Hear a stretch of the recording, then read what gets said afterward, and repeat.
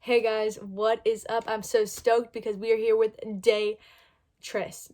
I think that's the Spanish term, but day 3, and we are going to continue talking about the importance of being a leader, a restoring leader, and one according to the word of God. The power right here. I'm going to say every day because the power is right here. This is the word. It's active and alive. So we are going to learn from here. So if you want to turn, and we're going to continue in Nehemiah 2. So Nehemiah 2:19.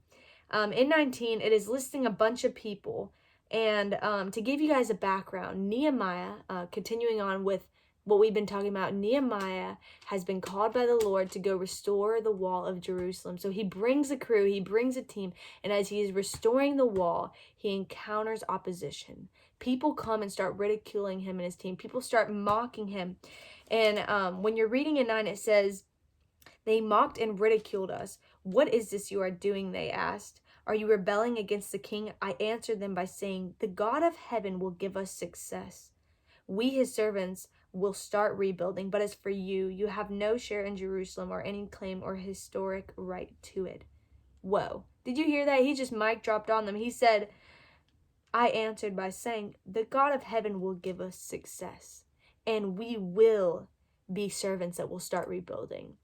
See, this is the thing about Nehemiah. Nehemiah was such a great leader because when he faced opposition, he persevered. He persevered not only in prayer, but he persevered and he stood his ground, even though he was mocked, even though he was ridiculed, even though he was persecuted. He said, "I will not let that stop me." He said, "My God's promise will come through. What my God has called me to, it will be a success because I'm stepping in obedience and he doesn't fail me. The work that he starts in me, he will finish."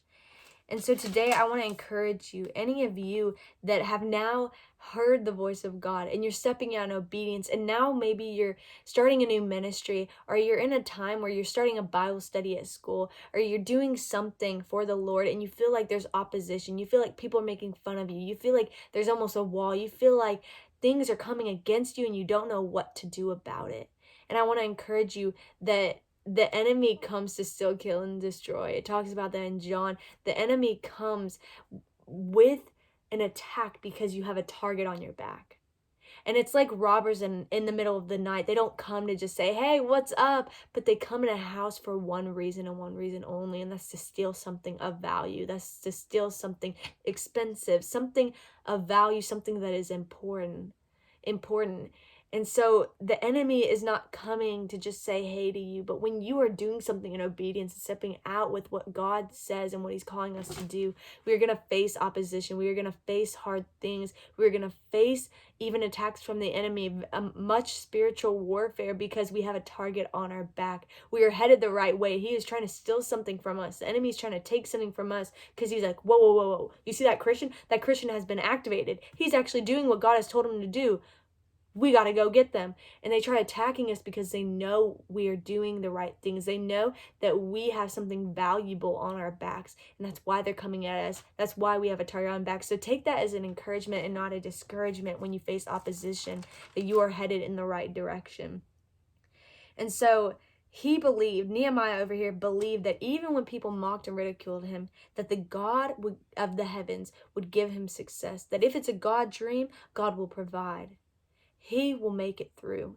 And so today I want to encourage you and ask you guys, if you're being mocked, if you're being ridiculed, if you have faced opposition, are you giving up easily? Are you saying, okay, maybe it's not for me? Are you second guessing God? Are you giving in to what those people are saying about you, what the lies of the enemy are saying? Because let me tell you this, when you know the truth, you can spot the fake. And when you are in the word of God and you know, my God has never failed me yet, every time I step out in obedience, that the minute the enemy comes and he tries attacking and facing opposition and saying, "What are you doing?" and mocking you and doing all this, all you can say is, my God will give me success. The God of the heavens will give me success. And I know this because I know the truth, and I know that's a lie. And so I want to encourage you guys today, know the truth, stand in truth, know how faithful God is even when we're faithless. He will give us success. Don't let that dream die. Don't let that vision that the Lord has given you for years die. But when you face opposition, persevere through it with the strength of the Lord.